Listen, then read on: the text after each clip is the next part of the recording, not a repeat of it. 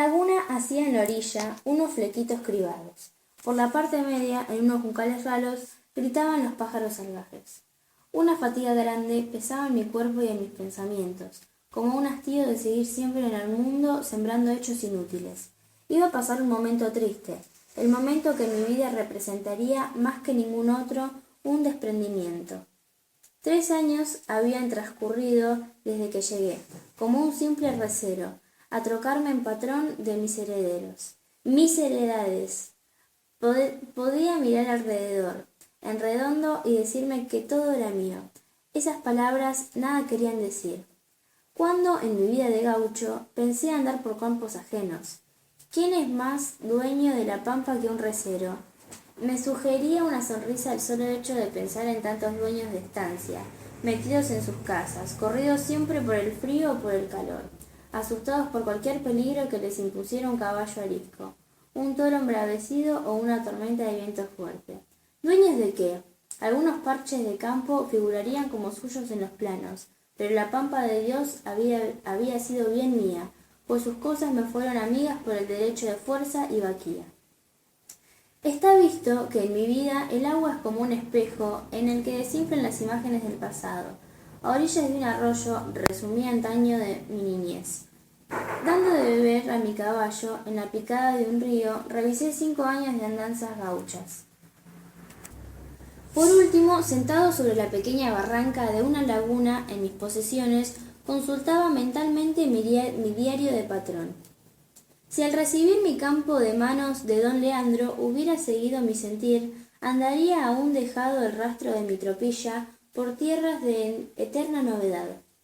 2 cosas me decidieron entonces a cambiar de parecer: los consejos de mi tutor, apoyados en claras razones, y el esfuerzo que de éstos me llegaban por boca de mi padrino. Más sólido argumento fue recibir de don Segundo la aceptación de quedarse en el campo. Casi de más está decir que los 2 primeros años viví en el rancho de mi padrino. Desde mi llegada, por cierto, no miré a la casa principal como residencia de elección. Conservaba yo muy vívido un instinto salvaje que me hacía tender cama afuera y escapar de todo encierro. También continué levantándome el alba y acostándome a la caída del sol como las gallinas. La casa grande y vacía, poblada de muebles serios, como mis tías, no me veía más que de paso. Seguía en sus vastos aposentos siendo del otro hombre cuya memoria no podía acostumbrarme a encarar como la de un padre. Y, además, me parecía que también ella se iba a morir, significando su presencia solo un recuerdo frío. De haberme atrevido, la hubiera hecho echar abajo como se degüella por compasión a un animal que sufre. Como el portero a cargo de don Segundo quedaba lindando con el campo de los Galván, nos reuníamos frecuentemente con Raucho. Nuestra amistad se había sellado muy pronto, ofreciéndonos como prenda de simpatía el gusto de intercambiar potros. Él me dio los primeros galopes a unos bayos que me regaló para entablar la tan deseada tropilla de ese pelo. Yo le correspondí de igual modo, y en igual cantidad con unos alazanes. Mutuamente nos servimos de padrinos durante la amansadura. Nuestro compañerismo, por cierto, no podía haberse cimentado mejor, ni de modos más gauchos. Para 2 muchachones que andaban a caballo de sol a sol era una forma de estar siempre presentes el uno para el otro.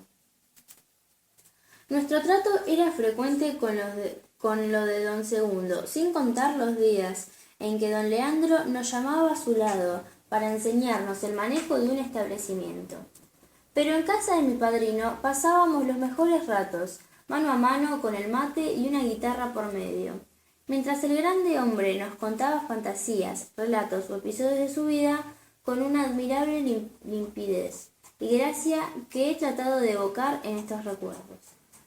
Fue a raíz de estas charlas que Raucho entró a influenciarme con aficiones suyas. Sabía una barbaridad en cuanto a lecturas y libros. Prestándome algunos, me hablaba largamente de ellos. Pero qué diferencia, mientras yo me veía limitado no solo por el idioma, sino por mi falta de costumbre, Él leía con extraordinaria facilidad los mismos en francés, italiano y en inglés, que en español. Al lado de esto, Raucho me parecía a veces una criatura libre de dolores, sin verdadero bautismo de vida. Otro motivo de su conversación era el de sus aventuras y diversiones. ¿Qué creía que iba a encontrar? La vida, a mi entender, estaba tan llena que el querer meterle nuevas combinaciones se me antojaba lamentablemente infantil. Mis argumentos simples nada podían contra sus fantasías, y al fin lo dejaban desfogarse en su gusto. Mi nacimiento, por otra parte, me impedía encarnar ningún amorío como una diversión. A todo esto, poco a poco, me iba formando un nuevo carácter y nuevas aficiones. A mi andar cotidiano sumaba mis primeras inquietudes literarias. Buscaba instruirme con tesón. Pero no quiero hablar de todo esto en estas líneas de alma sencilla. Baste decir que la educación que me daba don Leandro, los libros y algunos viajes a Buenos Aires con Raucho fueron transformándome exteriormente en lo que se llama un hombre culto.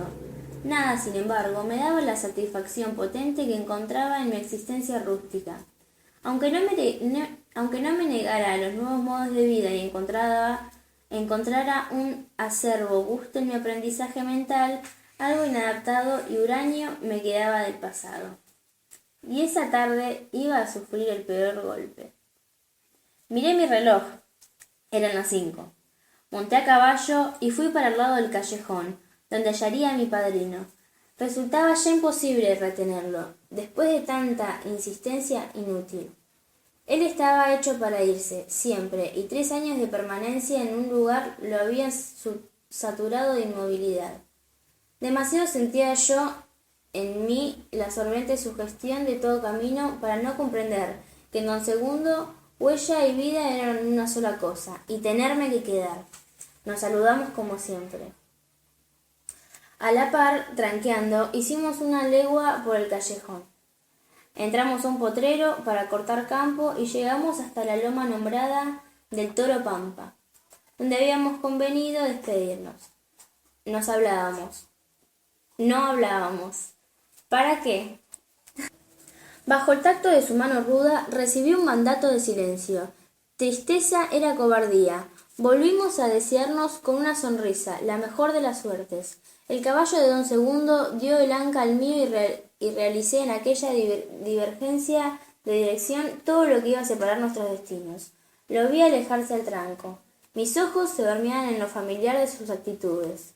Un rato ignoré si veía o evocaba. Sabía cómo levantaría el rebenque, abriendo un poco la mano, y cómo echaría el cuerpo, iniciando el envío del galope. Así fue.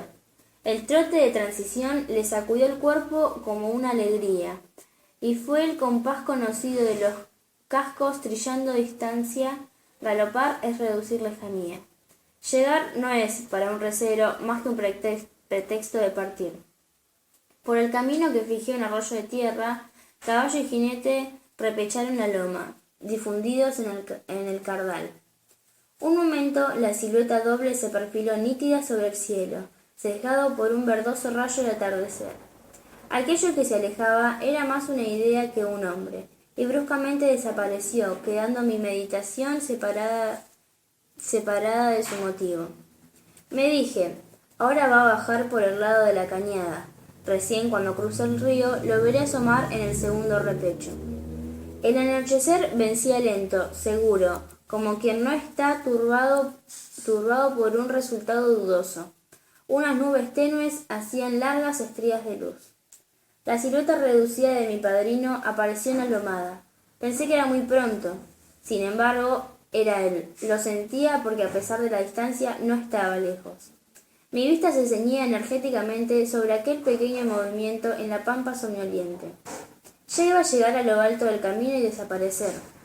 Se fue reduciendo como si lo cortaran de abajo en repetidos tajos. Sobre el punto negro del chambergo, mis ojos se aferraron con afán de hacer perdurar aquel rezago. Inútil, algo nublaba mi vista. Tal vez el esfuerzo y una luz llena de pequeñas vibraciones se extendió sobre la llanura. No sé qué extraña sugestión me proponía la presencia ilimitada de un alma. Sombra, me repetí. Después pensé casi violentamente en mi padre adoptivo. Rezar, dejar sencillamente fluir mi tristeza. No sé cuántas cosas se amontonaron en mi soledad. Pero eran cosas que un hombre jamás se confiesa. Centrando mi voluntad en la ejecución de los pequeños hechos, di vuelta a mi caballo y lentamente me fui para las casas. Me fui como quien se desangra.